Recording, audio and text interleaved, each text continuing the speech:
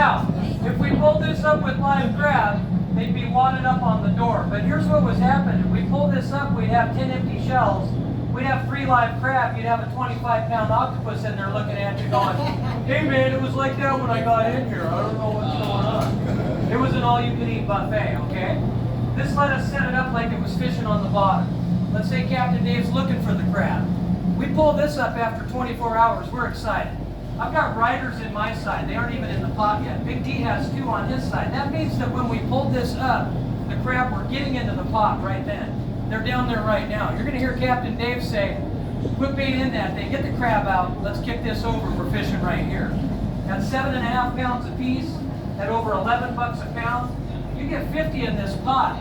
It's over a $4,000 pot. If you get 250 pots in a day, at that average, you're making some serious money.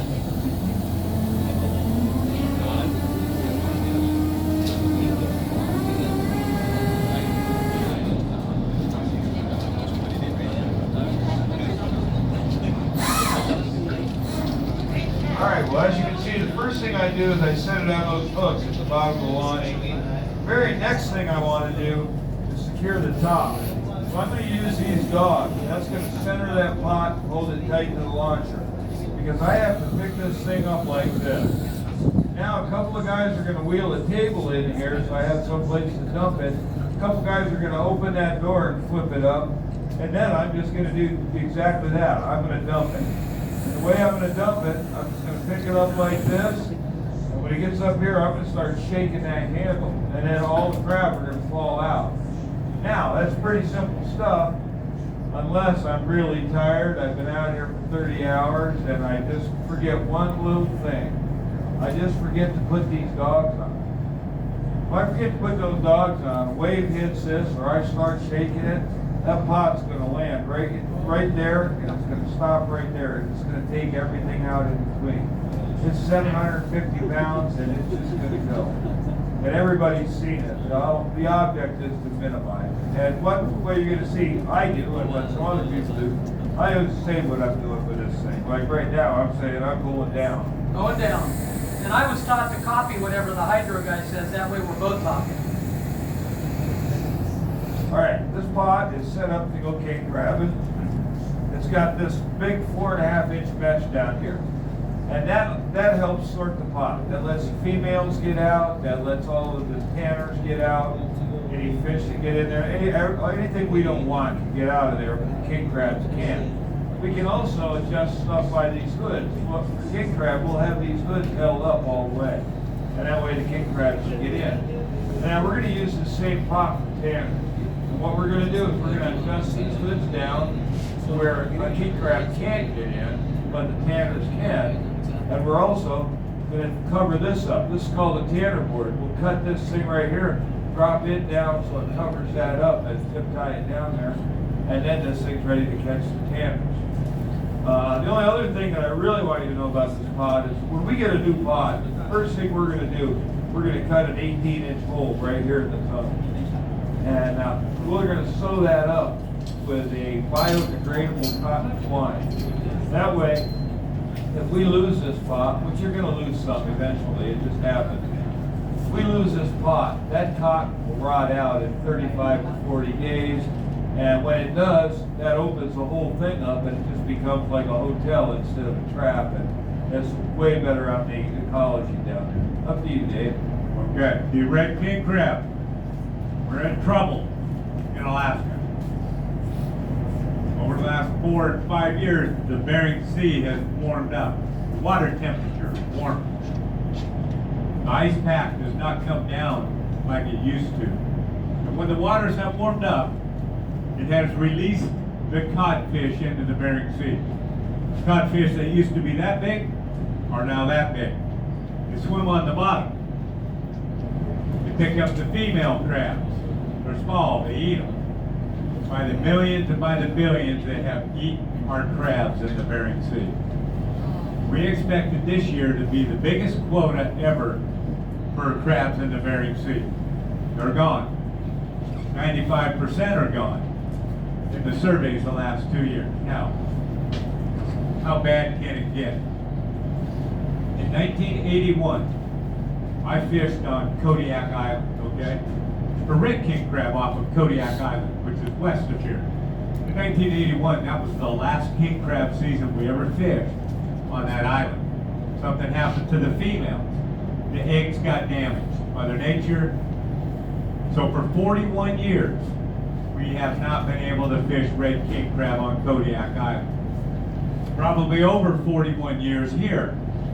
Around Ketchikan, the season's been closed. That's how bad it can be. We may never fish crabs again in the Bering Sea for the snow crab or the red king crab. I just don't know. If we do, there'll be small quotas. Nothing like we used to have. When I started fishing the Bering Sea, we had 300 million pound seasons. 300 million pounds. In one day, you can catch 250,000 pounds of crab and put them on your boat in one day. That's how much crab you could put in your boat. Full.